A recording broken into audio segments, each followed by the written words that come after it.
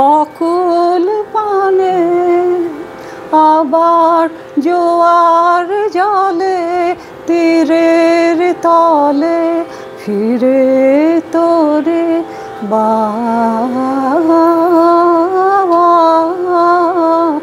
আমার যাওয়া তো নয় যাওয়া, কে বলে যাও যাও, আমার যাওয়া তো নয় যাওয়া। পথে কামে পথে বাসা, আমার যেমন যাওয়া তেমনি আশা। পথে কামে পথে বাসা, আমার যেমন যাওয়া তেমনি আশা। ভোরের আলোয় আমার তারা হোক না হারা, আবার জ্বলবে সাঁঝে আঁধার মাঝে তারি নীরব চাওয়া। আমার যাওয়া তো নয় যাওয়া, কে বলে যাও যাও, আমার যাওয়া তো নয় যাওয়া। টুটবে মাধব তোমার দ্বারে, ফিরে ফিরে লাগবে আমায় ফিরে ফিরে ফিরে আসার হাওয়া। আমার যাওয়া তো নয় যাওয়া, কে বলে যাও যাও, আমার যাওয়া তো নয় যাওয়া।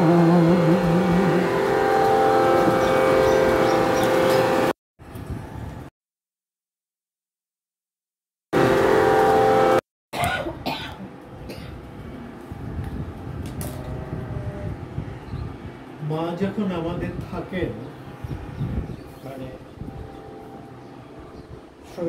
যখন আমাদের মধ্যে প্রত্যক্ষভাবে থাকে, তখন আমরা মনে করি তিনি আছেন, কিন্তু যখন তিনি থাকেন না, তখন তার না থাকাটাকেই যদি আমরা আমাদের মন প্রাণ সমস্ত কিছু দিয়ে বিশেষভাবে উপলব্ধি করতে পারি যে তিনি কোথাও যাননি, আমাদের সঙ্গে সর্বত্র মিশে আছেন সব জায়গায়, তাহলে আমরা আমাদের যাকে আমরা দেখছি না, যাকে আমরা পাচ্ছি না, তাকে বোধহয় সবচাইতে বেশি শ্রদ্ধা জানাতে পারি। কারণ যিনি আছেন বা যারা আছেন তারা আমাদের কাছে একটা অভ্যাসের মধ্যে আছে, ততটা গুরুত্ব দিয়ে আমরা তখন তাকে হয়তো পাই না, দেখি না, কারণ আমাদের কাছে আছে এ তো আছে একটা রোজ ব্যবহারের মতো।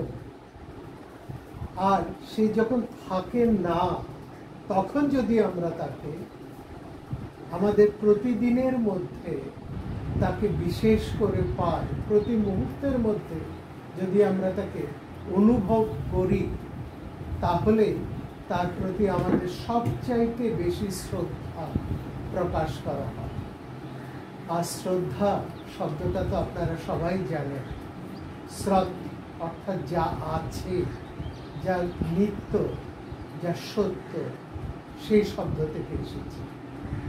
যিনি আছেন, যিনি চিরদিনের বর্তমান, তাকে নিয়েই আমাদের চলা। আর যাকে আমরা শরীরে পাই না, আমাদের ইন্দ্রিয় গ্রাহ্যের মধ্যে ধরার মধ্যে পাই না, অথচ আমাদের সমস্ত বোধ দিয়ে, অনুভূতি দিয়ে আমরা যা তাকে প্রত্যক্ষ করি সেই পাওয়াটাই সত্য করে পাওয়া, সেটাই তার প্রতি আমাদের চরম শ্রদ্ধা বা পরম শ্রদ্ধা।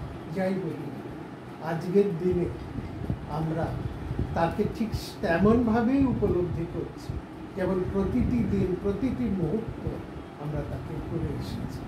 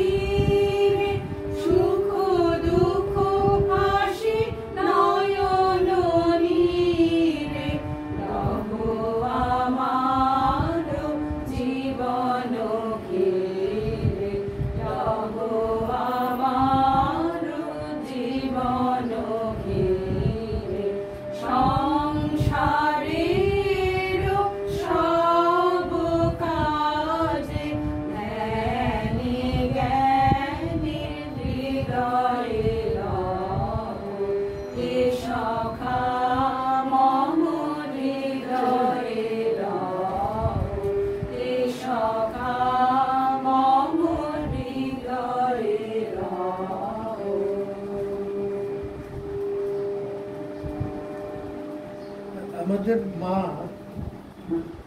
আজকে আপনারা যারা আছেন হয়তো এক দুজন ছাড়া সবাই মাকে খুব বিশেষভাবে পেয়েছেন, মানে তার অনেকটাই তাকে পেয়েছেন যখন তিনি কর্মক্ষম ছিলেন, তারপর আস্তে আস্তে তার কর্মক্ষমতা যখন চলে গেছে।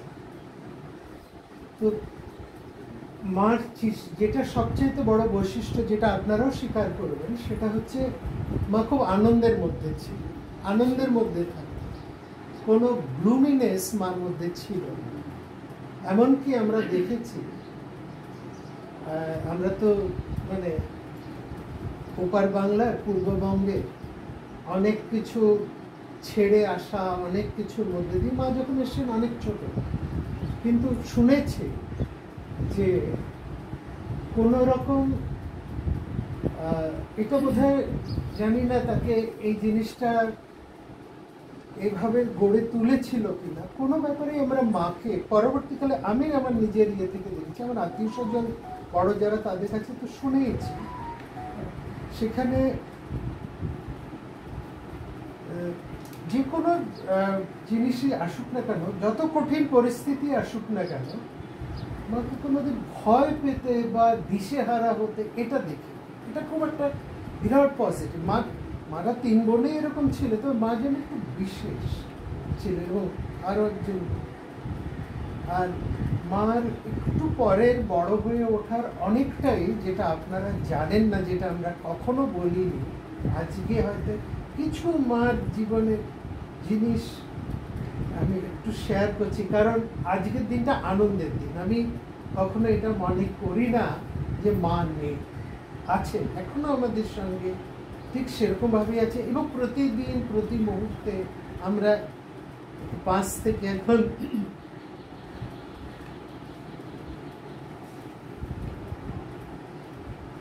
দুয়ে এসে পৌঁছেছে, সেখানে প্রতি মুহূর্তেই আমরা কিন্তু এটা অনুভব করছি যে মা আছে সব জায়গায়। আজকে সকালেও চা খেতে খেতে বা দুপুরে খাবার খেতে বা যে কোনো মুহূর্তে হয়তো রুমা কিছু বলছে, এই মা এটা বলতে বা এটা। আর মা চলে যাওয়ার অনেকদিন পরেও এটা আমাদের একটা ভুল হতো যে নেই, ওটা আমরা করে ফেলেছি, ও তারপরে আমাদের করতে গিয়ে বা খানিকটা করে ফেলার পরে আমাদের খেয়াল হতো যে এটা নেই। যাই হোক, এটা হয়তো একটা কারো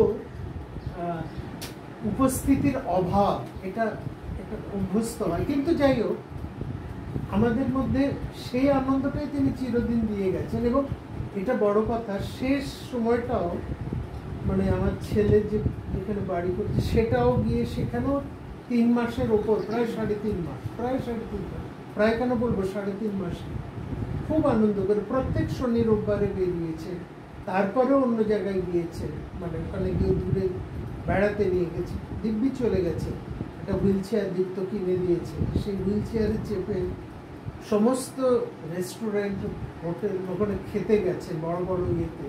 ওরাও অবাক হয়ে গেছেন, এত বয়স একজন মানুষ দিব্যি চলে এসছে হোটেলের ম্যানেজারের সাথে, ওয়েটারের সঙ্গে দিব্যি। এবং শুধু তাই নয়, ফ্লাইটে যেতে যেতে ওই দেখছি যে 3 জন ওরাই মাকে ঘিরে আছে, ওরাই মার সঙ্গে গল্প করছে। এবং একজন মাকে জিজ্ঞেস করছেন যে কেমন লাগছে আমাকে, বলছে ভেরি গুড ভেরি গুড। মা খুব বলছে যে, আরেকজন এসে বলছে আমি, বলছি ইউ আর লিটল গুড।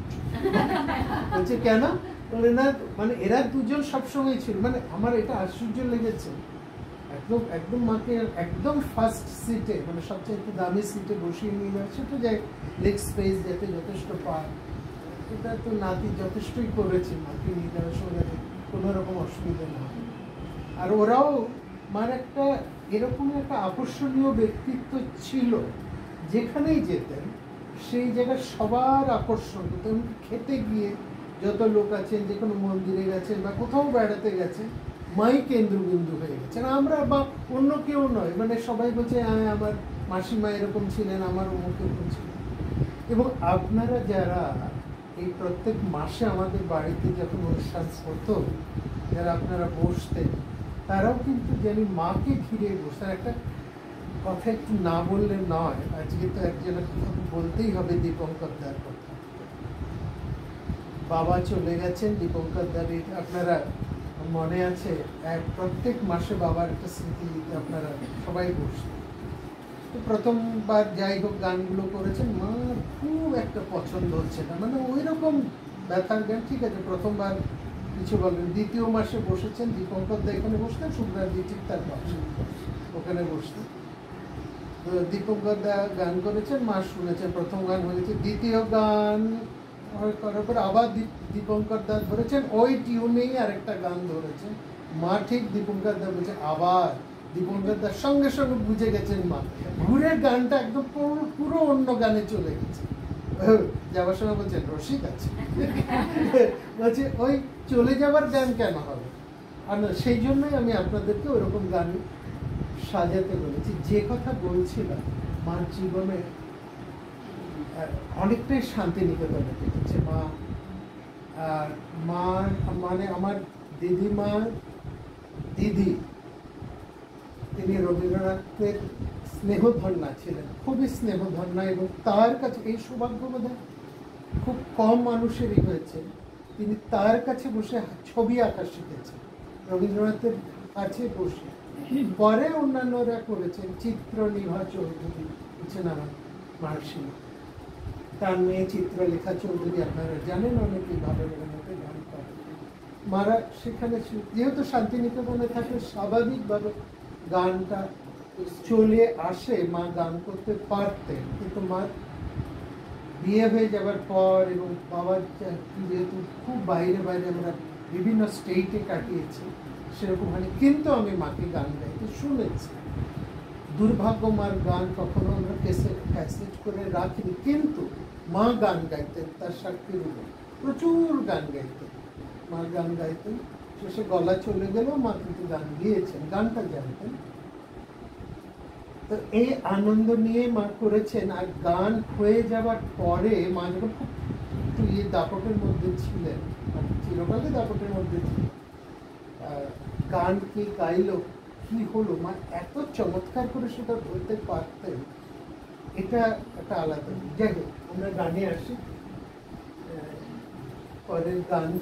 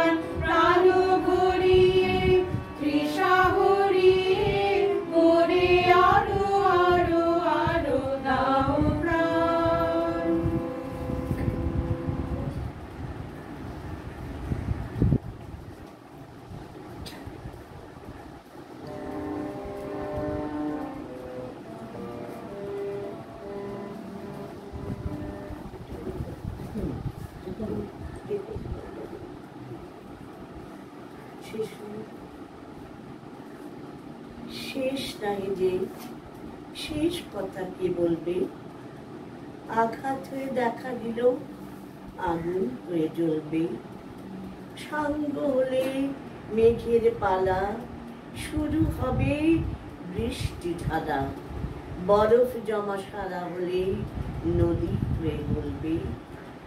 ফুরায় যাতা, ফুরায় শুধু চোখে, অন্ধকারের পেরিয়ে দুয়ার যায় চলে আলোকে।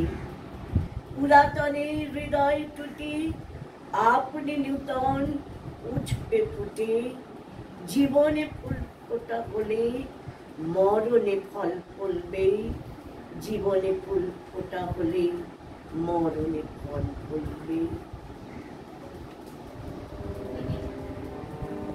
পূর্বাচলের পানে তাকাই, অস্তাচলের ধারে আসি। পূর্বাচলের পানে তাকাই, অস্তাচলের ধারে আসি। পূর্বাচলের পানে তাকাই, ডাক দিয়ে যার সাড়া না পাই তার লাগি। আজ বাজাই তার লাগি, আজ বাজাই বাঁশি। পূর্বাচলের পানে তাকাই,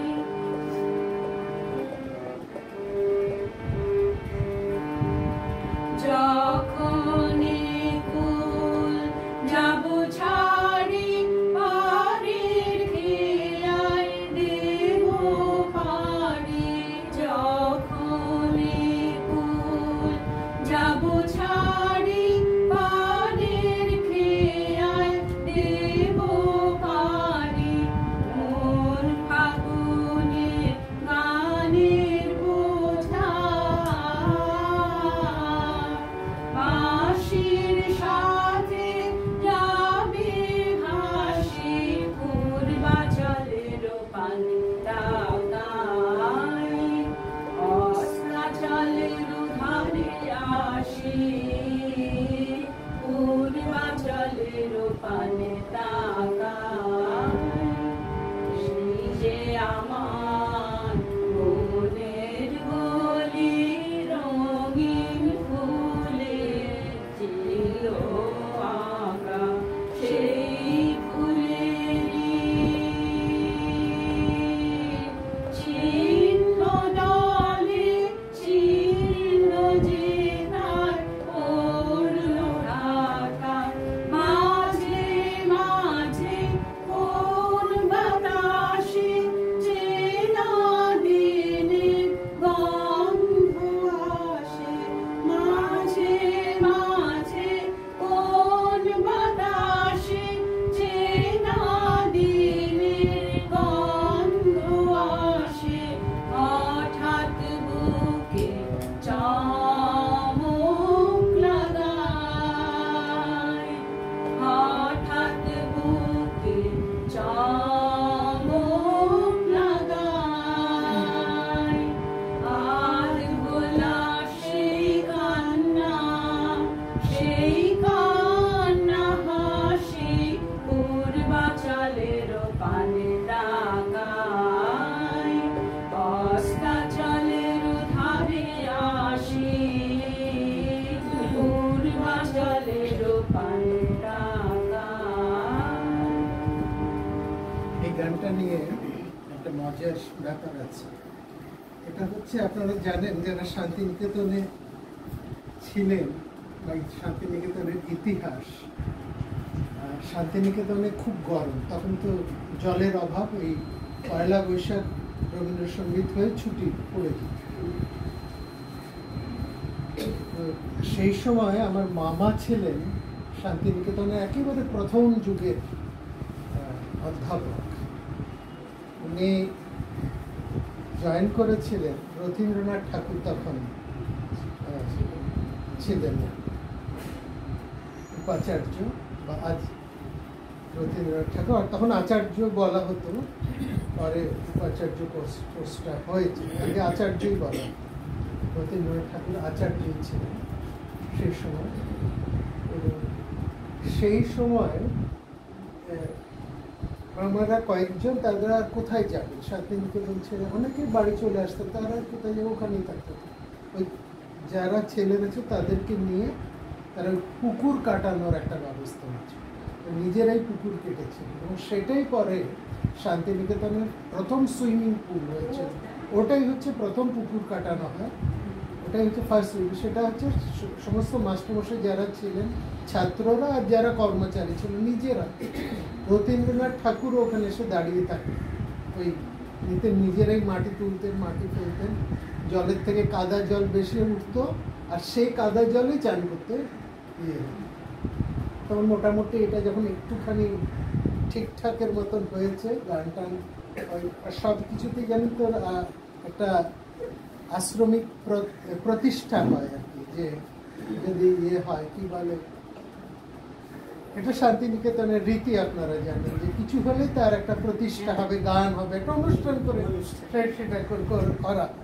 এখানেও পুকুরটা যখন একটু সাদাটে জল হয়েছে, মানে ঘোলা থেকে সেটা যেন সাদাটে জল হয়েছে, হ্যাঁ একটু পরিষ্কার, মানে টলটলে না, জলটা একটু ঠিকিয়ে যাচ্ছে, একটু ভদ্রভাবে চান করা যায়, মানে আগে চান করলে আরো লাল হয়ে যেত, যাই হোক এরকম সময় ঠিক হলে পরিষ্কার হবে, কি গান হবে কি গান হবে এসব ঠিক হচ্ছে। তো স্কুল তো ছুটি, তখন তো গরমের সময়, মাস্টারমশাইরাই ঠিক করছে কি হবে। মা ছিলেন তখন, মা ছোট, মা ছিলেন, আরো অনেকেই ছিলেন, তারা কি গান ঠিক হবে, কে ঠিক করে দেবে, বেশিরভাগই তো সব কলকাতায় চলে এসছে গরমের গান। কথা হচ্ছে কি, মা তখন কোথা থেকে বলছে এই গানটা করলে হয় না, তো সবাই বলছে এই কি, এটা কি করে গান হবে, কেন, ওটা তো পূব দিকের পুকুর, পূর্ব জলের পানে তাকাই, পূব দিকে সবাই তো আমরা ওই জলের দিকে তাকিয়ে আছি, হ্যাঁ সেই পূর্বাচলের তাকাই। তো এই গল্পটা কিন্তু মানে সবসময় মামা বলতে নাকি, তোর মার কীর্তি জানিস তো শান্তিনিকেতন। আপনারা যদি এই বইটা পান, এটা পশ্চিমবঙ্গ সরকার থেকে বের করেছেন বইটা, আমি দেখেছিলাম, এখন পাওয়া যায় কিনা জানি না, চিত্রনিভা চৌধুরীর ওপর। দিদিমার পুরো কথাটার মধ্যে দিয়ে স্মৃতি, তার মধ্যেও এই কথাটা আছে, মার নাম দিয়ে, মার ডাক নাম রেবা, রেবা নাম নিয়ে ওটার মধ্যে, আপনারা তো রেবাদি বলেই ডাকেন, মার ভালো নাম দেবশ্রী, তো রেবা নাম দিয়ে ডাকেন। তো সেখানে এই গল্পটাও বলা আছে, সেখানেও লেখা আছে যে রেবা বলছে যে এই গানটাই গাওয়া হবে, কারণ সবাই তো আমরা সত্যিই তো, তারপরে ঠিকই তো, আমরা তো সব ওরা ওই পূবের দিকে মুখ চেয়ে আছি, কখনো পুকুরে গিয়ে দাপাদাপি করে।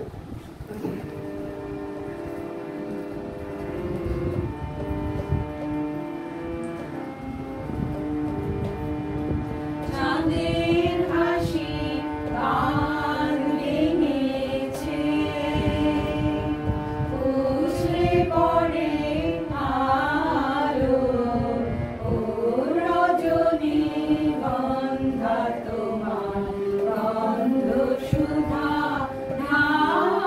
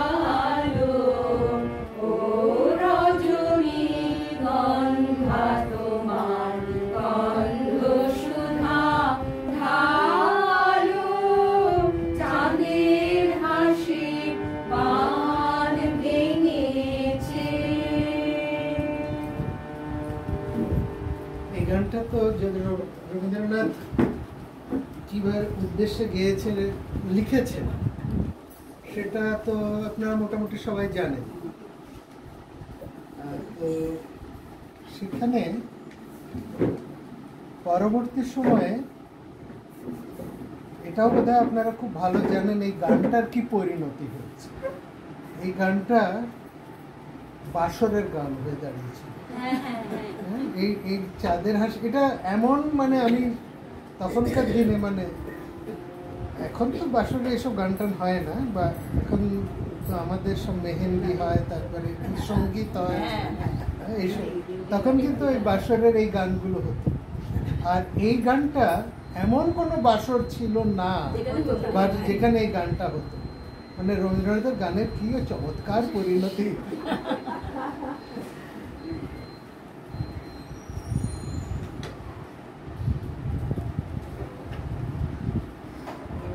আপনার একক নেই, একক রাখবেন, রাখবেন।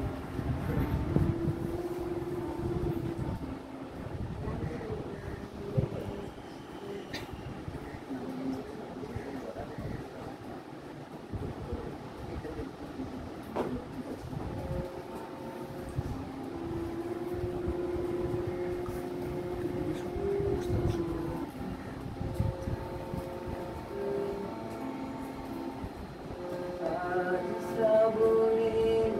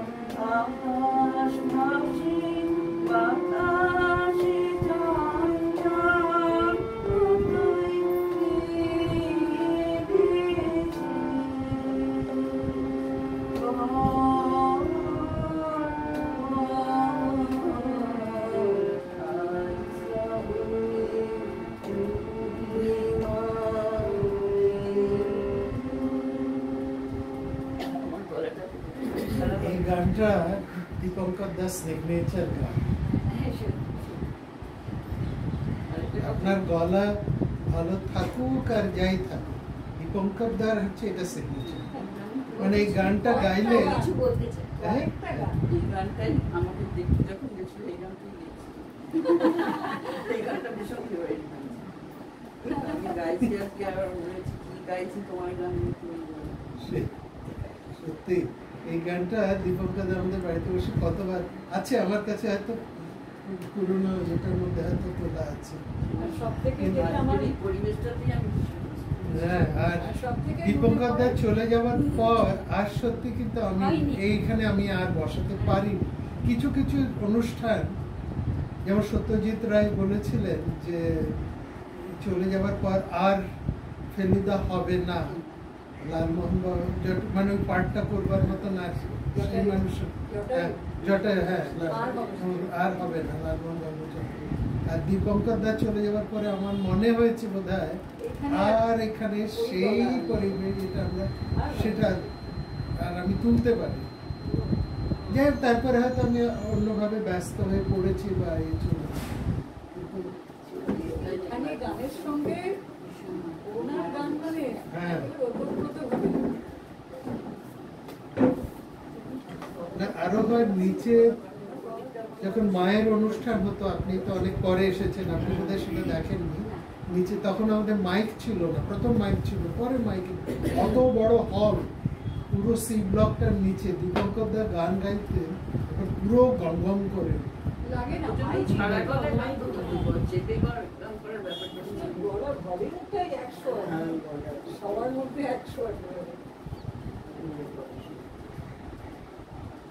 কি ঝুঁকি ঝুঁকি না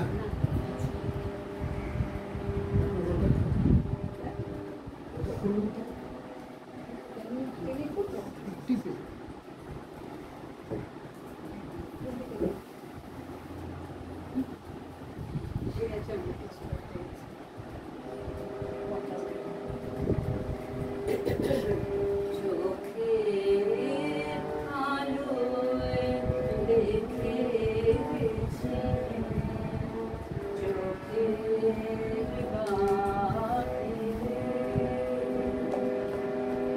অন্তরে আজ দেখো যখন আলোক নাহি রে, চোখের আলোয় দেখেছিলে চোখের বাহিরে, ধরায় যখন দাও না ধরা হৃদয় তখন তোমায় ভরা, এখন তোমার আপন আলোয় তোমায় চাহিবে, চোখের আলোয় দেখেছিলে চোখের বাহিরে, তোমায় খেলেছিলেন খেলার ঘরেতে, খেলার পুতুল ভেঙে গেছে প্রলয় ঝড়েতে, তবে সে কেবল খেলা হোক না এখন প্রাণের মেলা, প্রাণের বীণা ভাঙলো হৃদয় বীণায় গাহিরে, চোখের আলোয় দেখেছিলেন চোখের বাহিরে।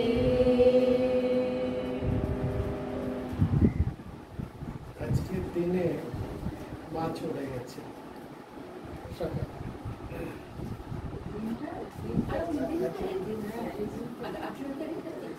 তিথি ছিল আজকে 28 তারিখ। হ্যাঁ, আজ দিনটা আছে। তিনি সব গান শুনছেন। হচ্ছে না, উনি নেই, উনি নেই মনে হচ্ছে। উনি ঠিক শুনছেন।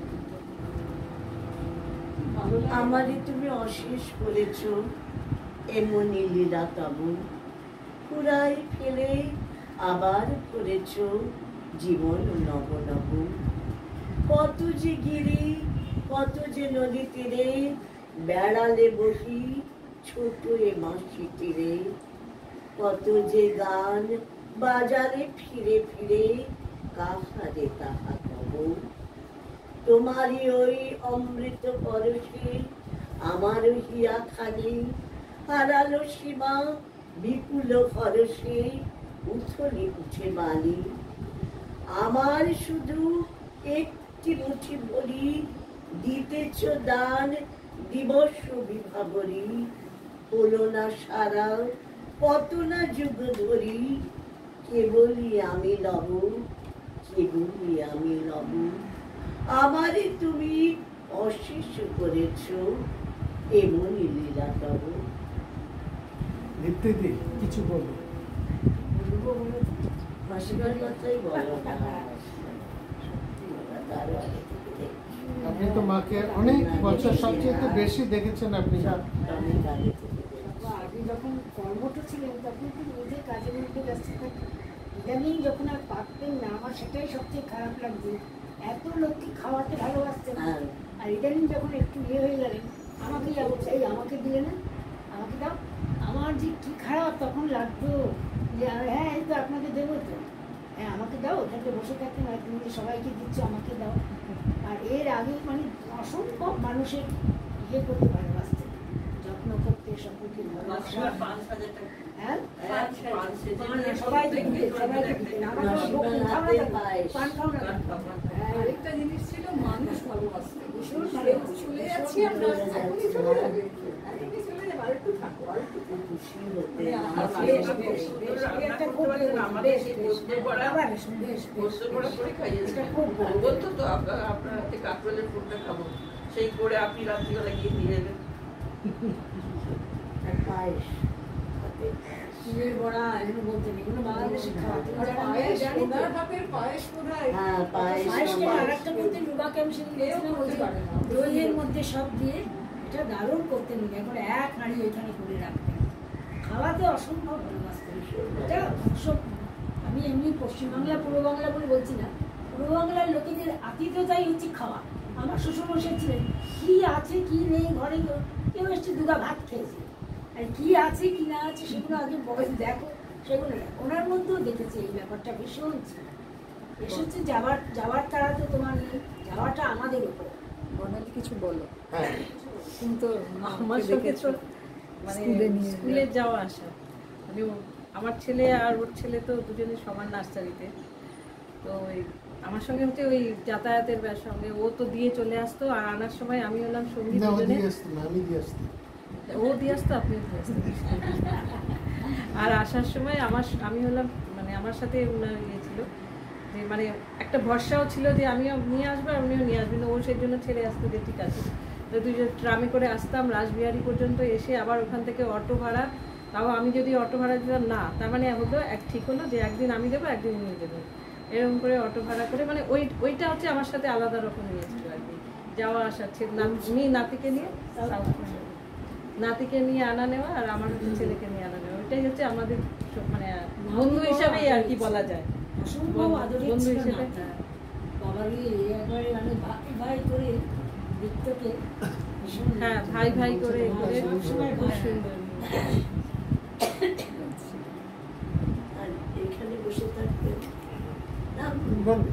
এইখানে বসে থাকতেন ঘুরতেই সেই সদা হাস্যজ্জ্বল মুখ চোখে পড়তো। সবসময় আসে। আমার বাড়িতেও যখন যেতেন দরজা খুললাম মাসিমা ঢুকলেন। আমার একটা কথাটা আমি খুব বলতে ইচ্ছে করছে।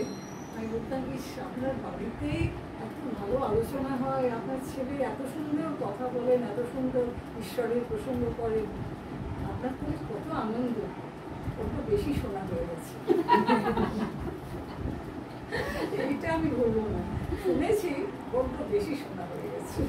আর আপনার বয়সে 81 নাকি 90 বয়স। এইটা ভুলবো না, আমার তখন 70 আর ওনার 80। তা আমি বলছি আপনার বয়সে আসতে বহুত দেরি, আমার তো মোটে 70, বেশি দেরি লাগবে না আসতে।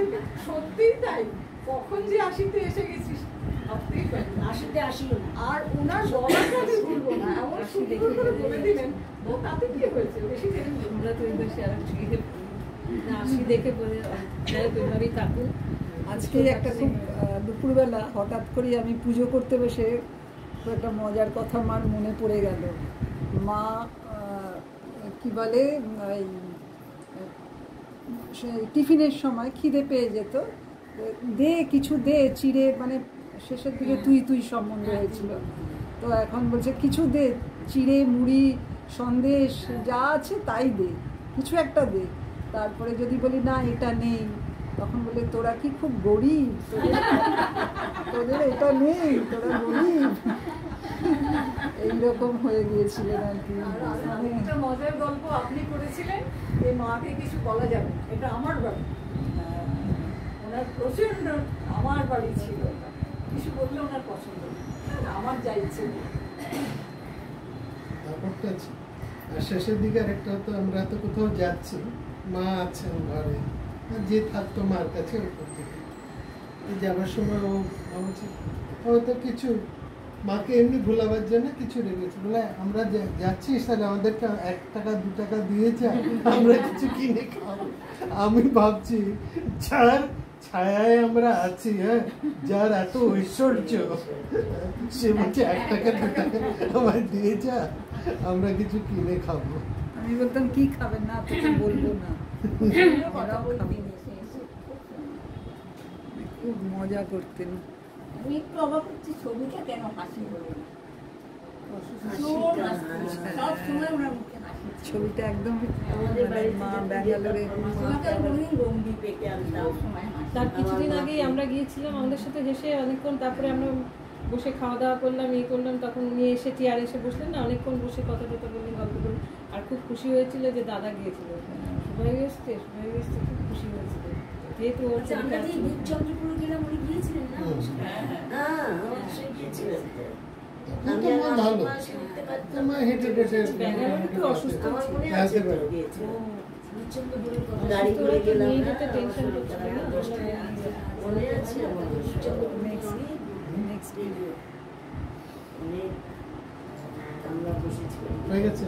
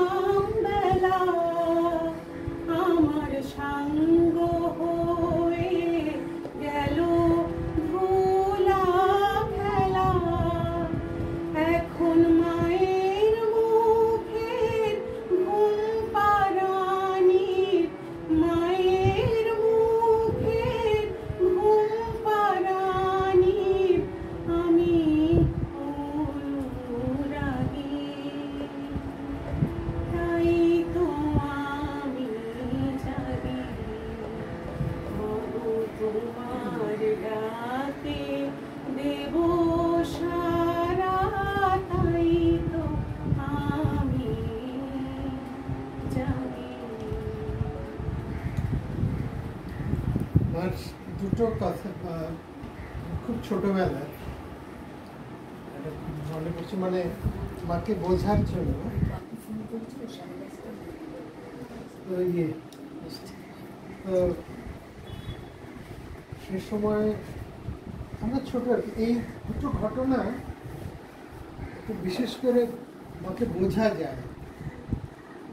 দুটোর মধ্যে একটা হচ্ছে বাবার চিরকালই কাজ ছিল যেখানে নতুন নতুন কনস্ট্রাকশন হচ্ছে, বাবা সেখানে বাবার হাতের অনেকগুলো কনস্ট্রাকশন, তিরুবিরু প্রজেক্ট বাবার হাতে, দণ্ডকারণ্য প্রজেক্ট বাবার হাতে, রেলওয়ে ইলেকট্রিফিকেশন বাবার হাতে, এবং কি টালিগঞ্জ থেকে রাসবিহারী পর্যন্ত যে মেট্রো, এটাও বাবার হাতে প্রথম প্রজেক্ট। এই প্রথম এটা হচ্ছে বাবার, মানে এই সমস্ত প্রজেক্টের মধ্যেই বাবা ছিল। তার ফলে অনেক জায়গায় আমরা যেতে পারতাম না, বাবাদের কিরুবিরু, দণ্ডকারণ্য এসব জায়গায় বাবার কাছে শুনেছি হাতি চলে আসতো, জল ওইরকম ঘোলা জল ছেঁকে খেতে হতো, এরকম। তার জন্য ফ্যামিলি নিয়ে যাওয়া যেত। আমরা প্রথম গেলাম মানে সেটা হচ্ছে টিটলাগড়, উড়িষ্যার টিটলাগড়। এখন স্টিল এক্সপ্রেসটা যায় হাওড়া থেকে টিটলাগড় অব্দি, ওটা যায়। আগে সম্বলপুর অব্দি যেত, এখন টিটলাগড় অব্দি। তো সেই টিটলাগড়ে সমস্ত বাঙালিরা আছে, তো সবারই এরকম ছোট ফ্যামিলি নিয়ে সব নতুন এসেছে কি করে। তো সেখানে মনে আছে মা আর এই প্রত্যেক রোববার এই সবাইকে ডেকে, কখনো বেশিরভাগই আমাদের বাড়িতে, এবং তখন সেই ছোট ছোট কোয়ার্টার সবই নতুন দিয়েছে। একটা সামনে বড় বারান্দা, অনেকটা বাগানের মতন জায়গা, তারপরে একটা বড় বারান্দা, একটা ঘর, তার পেছনে একটা রান্নাঘর, খাবার ঘর, আবার পেছনে একটা কোর্টইয়ার্ড, তারপরে বাথরুম, পায়খানা, স্টোর, এগুলো সব আবার বাইরে। কিন্তু রুম বিশাল বড়, একটাই রুম, সবার ওরকমই ভাবে করা, একটা লম্বা। পর সেখানে দুটো গল্প, আর পরের একটা তিনটে কাহিনী মানে আমি দেখা আর কি, মানে এমনি অন্যগুলো তো অনেক দেখেছি। সেইখানে এই প্রত্যেক রোববারে মা যেটা করতেন, সবাইকে ডেকে আনতেন, একেবারে আসার মধ্যে বাঙালিরা থাকতেন, অবাঙালিরা থাকতেন। আর মিষ্টির দোকান কোথায়, মিষ্টির দোকান অবশ্য পরেও আমরা যেসব জায়গায় ছিলাম, কলকাতা ছাড়া তো কোথাও মিষ্টি পাওয়া যেত না। এই হাতে করা মিষ্টি, কত রকম ভাবে যে মিষ্টি করা যায়, খাবার করা যায়, এটা করতে, এবং মার বোধহয় ওটা একটা শেখানোর একটা ব্যাপার ছিল। মাও করতেন আর সবাই ওর সঙ্গে কত রকম ভাবে। আর একটা আমার খুব মার হাতের একটা খুব সবার প্রিয় ছিল, ওটাকে ওই দড়ি ভাজা বলতো। মার খুব সুন্দর কেটে এরকম দড়ির মতো পাক দিয়ে দিয়ে সেটাকে ঘিয়ে ভেজে, কখনো ওটা নোনতা রাখা হতো, কখনো ওটাকে চিনার রসের মধ্যে দেওয়া হতো, হ্যাঁ গজার মতো। ওটা খুব ফেভারিট না সেটা। কিন্তু ওই পাক আরেকটা ছিল পুর ভরে ওর মধ্যে এরকম করে মোড়ানো, ওই যে মোড়ানোর মধ্যে ভাঁজটা পড়তো না, ওটা দুর্দর্শন। ওটা কারো হতো হ্যাঁ মার একদম একটা। আর হতো যেটা আমার দিদিমা পারতেন আর মা পারতেন, সেটা হচ্ছে এই যে পুজোর সময় মোদক করে দেখবেন, হ্যাঁ অনেকে নারকেল বাটা দিয়ে মারা করতেন, নারকেলের সন্দেশ দিয়ে, যেটা হ্যাঁ আপনি সবাই তিনটে শিরে তুলে, বেশিরভাগ ক্ষেত্রে মা বা দিদিমা চারটে শিরা, একদম চারটে শিরা অপূর্বভাবে করতে পারে এটা। আর এগুলো তো ছিল এরকম আরো অনেক দেখেছি, মানে বাইরে থেকে করা। এখানেও একটা ঘটনা হচ্ছে, বাবার যেহেতু ওই বিভিন্ন কনস্ট্রাকশনে বাবা গিয়ে দেখতেন, বাবা একবার কন্ট্রাক্টরের বিল বন্ধ করে দিয়েছে, মানে গোলমাল পেয়েছে, কন্ট্রাক্টরের বিলটা বন্ধ করেছে পেমেন্ট না। এবার ফলে যেটা হয়েছে, তখন আমরা বিলাসপুর অবশ্য ওরাও ছিল, তা বলে এটা ভাববেন না যে ওকে আমি আগে চিনি।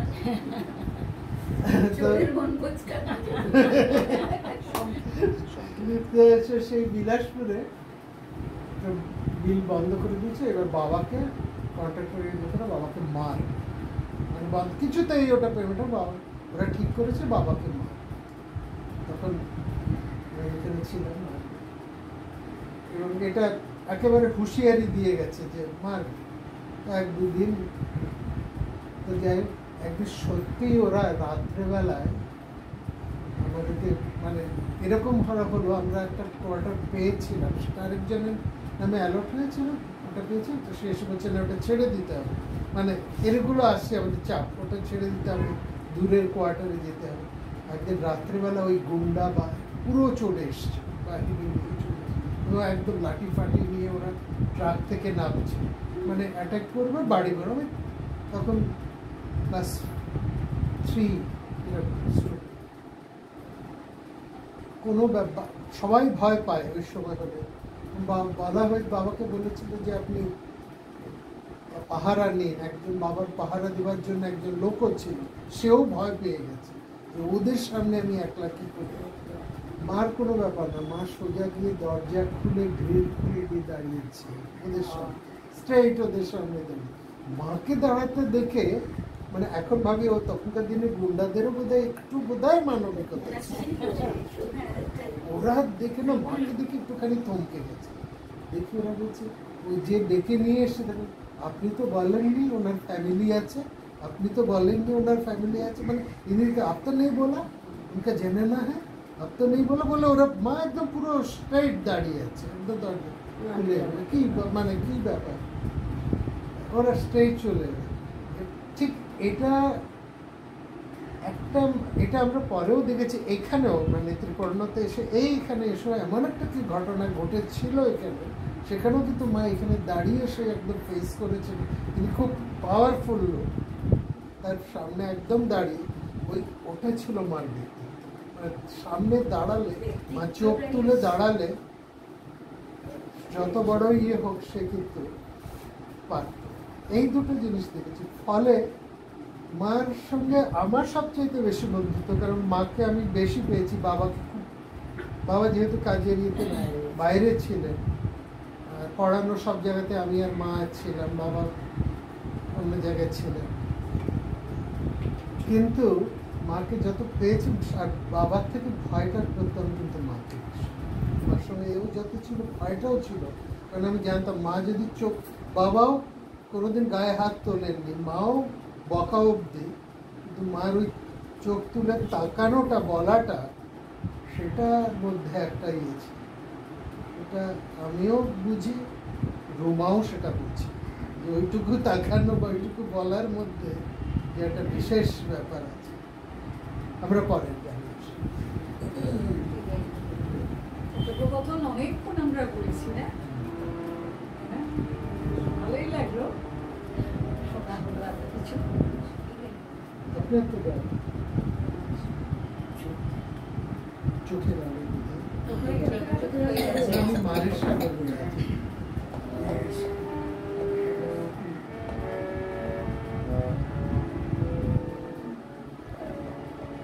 আমি মায়ের সাগর পাড়ি দেব গো, এই বিষম ঝড়ের বাইরে আমার ভয় ভাঙাই নাই, আমি মায়ের সাগর পাড়ি দেব গো, এই বিষম ঝড়ের বাইরে আমার ভয় ভাঙাই নাই, আমি মায়ের সাগর পাড়ি দেব গো। মা বই বাড়ির বর্ষা নিয়ে ছেঁড়া পালে বুক ফুলিয়ে গো, মা বই বাড়ির ভরসা নিয়ে ছেঁড়া পালে বুক ফুলিয়ে গো,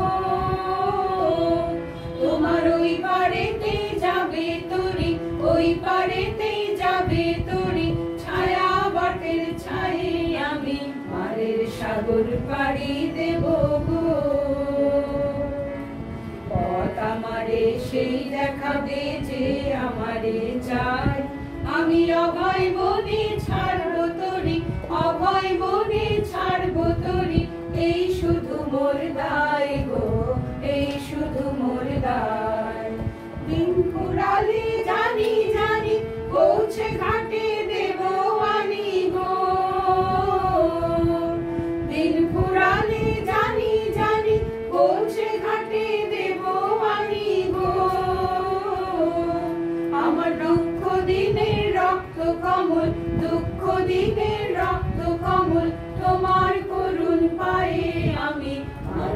সাগর পাড়ি দেব গো। এই বিষম ঝড়ের গায়ে আমার ভয় ভাঙাই নাই, আমি মারের সাগর পাড়ি দেব গো। তখন নতুন খুব গান বেরোচ্ছে, নতুন গান আসছে, আধুনিক গান। হঠাৎ মা একটা গানের মা তখন বেরোতেন, যেতে পারতেন, হেঁটে বাইরে টাইরে নিয়ে আসতেন। আর অনেক প্রচুর ক্যাসেট কিনেছেন, কেনার বছর সেগুলো এখনো আছে, আমরা সেগুলো রেখে এসছি সেই ক্যাসেট। তো সেই হঠাৎ মা একটা গান চালাচ্ছেন, আমরা খুব আশ্চর্য হয়ে গেছিলাম যে মা এই গানটা মানে শুনছেন, মানে মার এত মানে সাম্প্রতিক। সেই গানটা একটু আপনাদের শোনাই। এবং সেই গানের পরিপ্রেক্ষিতে মা বলছেন, না, এর থেকে রবীন্দ্রনাথের এই গানটা কিন্তু আরো বেশি ভালো। আগে ওই গানটা শোনাই, তারপর রবীন্দ্রনাথের সেই গানটা ঋণাদি শোনাই।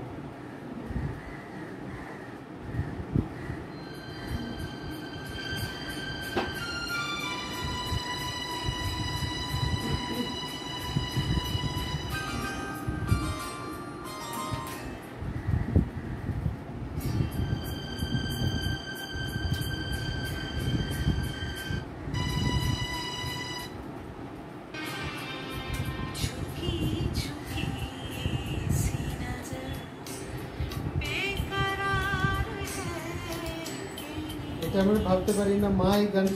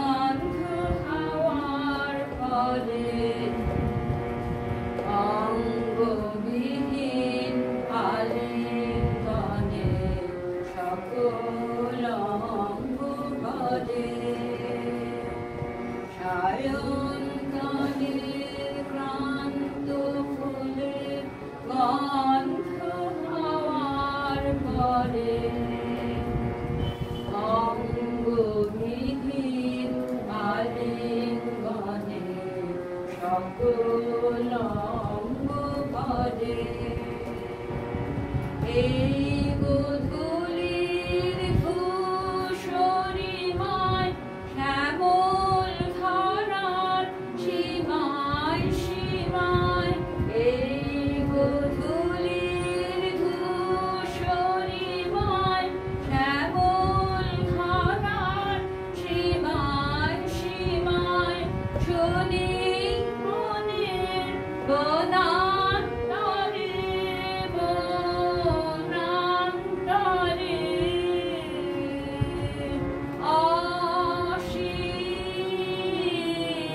অসীম কানে বেশ মধুর তোমার শেষ যে না পাই গো মধুর তোমার শেষ যে না পাই রোহ রোহ রোষে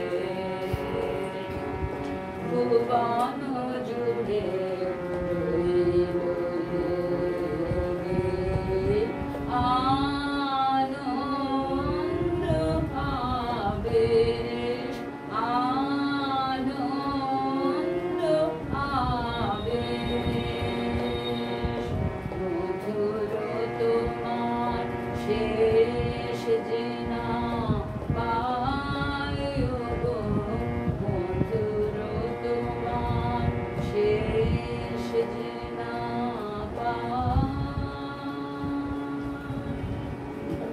শেষ গানটা অরুন্ধতী দির একলা গাওয়ার কথা, কিন্তু আমার মনে হয় আমরা সবাই মিলে গানটা একসঙ্গে। তুমি তো সেই যাবে চলে। হ্যাঁ, আমি যাবো। আচ্ছা, তাহলে আপনি জানেন তো অরুন্ধতী দির? আমি তো জানি, আমি তো জানি গাইবো বলে আমি হ্যাঁ। তুলেছি। আর কেউ জানেন না গানটা?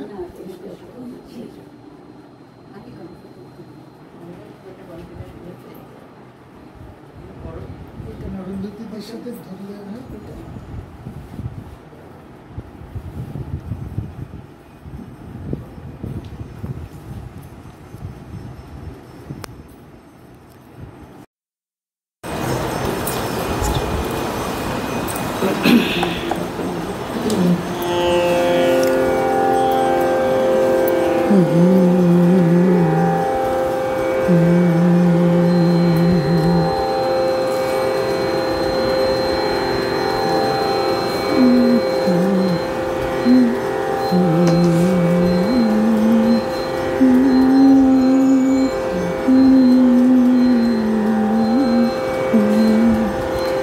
তুমি তো সে যাবে চলে, কিছু তো না রবে বাকি।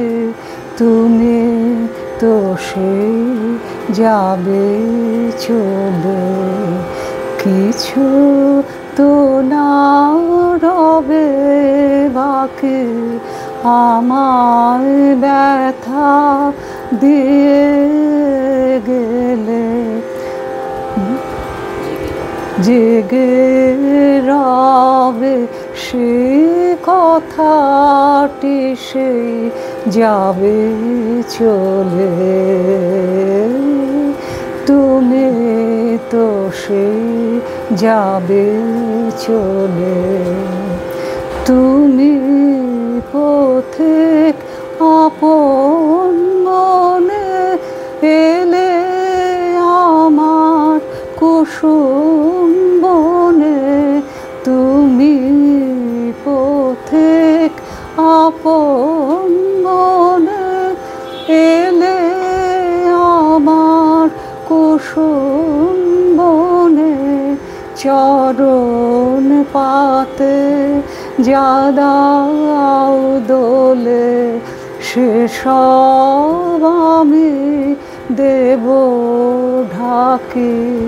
তো সে যাবে চলে, তুমি তো সে যাবে চলে।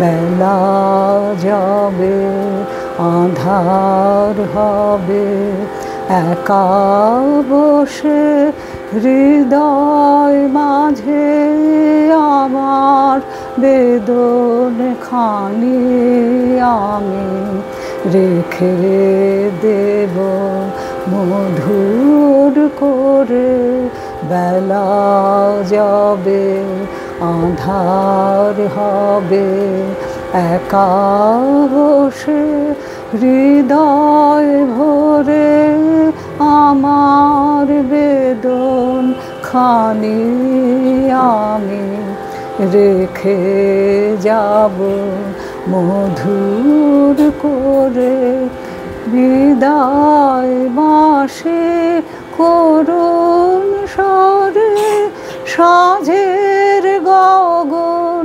মগন হবে বিদায় মাসের করুণ রবে সাঁঝের গগন মগন হবে চোখের জলে দুঃখের শোভা নবীন করে দেব রাখে তো সে যাবে চলে তুমি তো সে যাবে চলে কিছু তো না রবে বাকি আমায় ব্যথা দিয়ে গেলে জেগে রবে সেই কথাটি সেই যাবে চলে তুমি তো সেই যাবে চলে তুমি তো সেই যাবে চলে